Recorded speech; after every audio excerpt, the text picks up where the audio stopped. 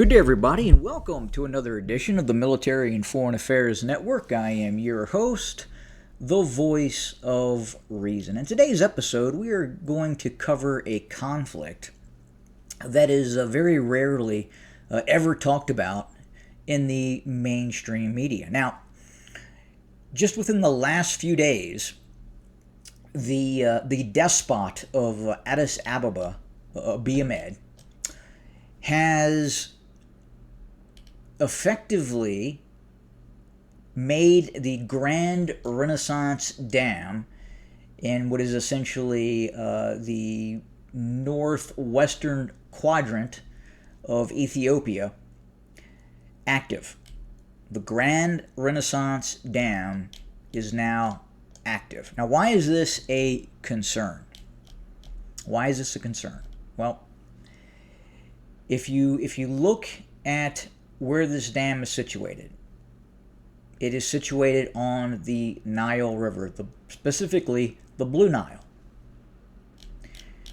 Egypt, which is the Arab world's most populous nation state, receives much of its water that is crucial for its livelihood, for its essential existence, from the Nile River. Now you got to ask yourself, why is the despot of Addis Ababa, Abiy Ahmed, why did he go through with the completion of this Grand Renaissance Dam? Well, it's about money. Money. Lots and lots of money. The Grand Renaissance Dam will effectively double the output of energy produced by the city-state of Addis Ababa, which is controlled by Abiy Ahmed. Now, on the surface, you would think, wow, Ethiopia is going to double its output of hydroelectric power. That is going to give everybody in Ethiopia the ability to have electricity. Well, unfortunately, that's not quite the case. Simply put, the infrastructure does not exist inside of Ethiopia to provide this newfounded source of electricity to these small and what can be very isolated villages. So that's not the case. The dam is not designed to put electricity into areas outside of the larger towns and cities of Ethiopia. That's not the case. It's not what it's for. Addis Ababa will become a net exporter in energy, hydroelectric power, meaning they are going to sell this power, this capacity, to other nation states. That's what the purpose is. Now, what's interesting, again, lots of money here, lots and lots of money. Egypt is very, very upset over this. It could have a serious impact on Egyptian way of life, especially life centered on the Nile River. Farming, agriculture, fresh water. Humans need to drink.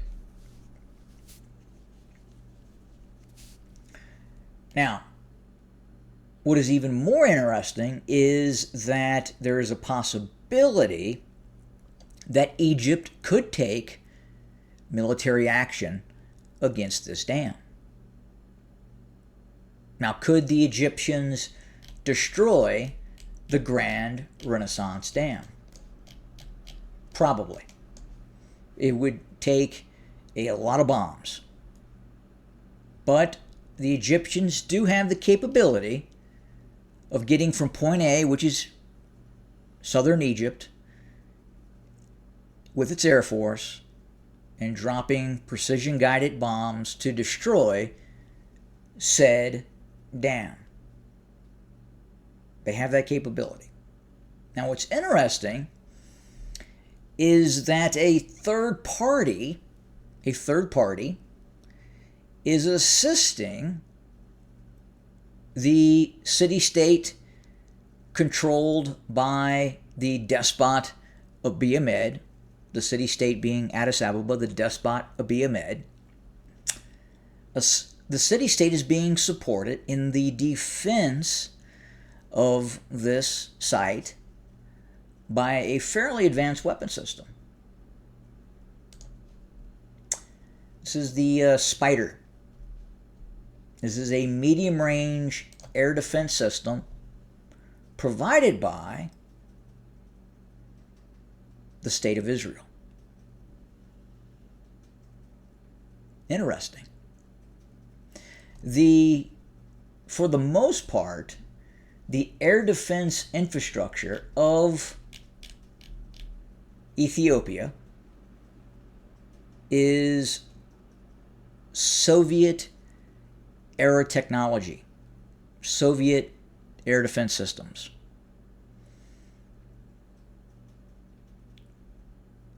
Everywhere else in the country, in terms of air defense, it is Soviet-modeled air defense systems. And obviously that goes back to the relationship that existed between the state of Ethiopia and the Soviet Union, even during the Derg, and when Ethiopia was a Marxist-Leninist state, military dictatorship.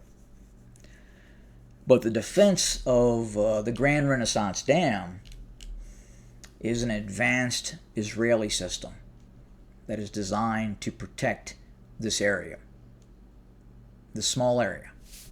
Now, realistically, could this air defense system keep the Egyptians out? And the short answer to that is no. No. Egypt would find a way to destroy these air defense systems, whether it's a commando operation on the ground, infiltrating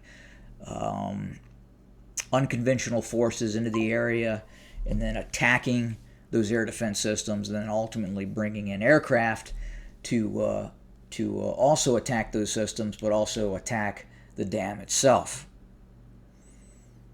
So very interesting to see what is happening. And again, on the surface, the dam was proposed and is being built and has been built for the said purpose of providing electricity. Is it? Maybe. Is the state of Ethiopia, is everybody in Ethiopia going to be benefited by this dam? And the answer is maybe, maybe not. But what we do know is this dam is going to generate an immense amount of wealth. And where that wealth is accumulated, difficult to say. Ultimately, it's a cash cow. And it will probably be done at the expense of Egypt. And again, what is going to be the Egyptian response? It seems reasonable that Egypt would have prevented this from happening earlier, meaning prevented the building of the dam. It would have been much easier to simply prevent Addis Ababa from building this site than now having to look at launching military action to destroy it.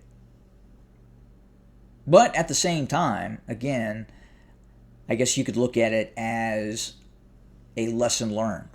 That if the despot of Addis Ababa expends X amount of money to build this site, only to then have it destroyed not long after it becomes fully operational.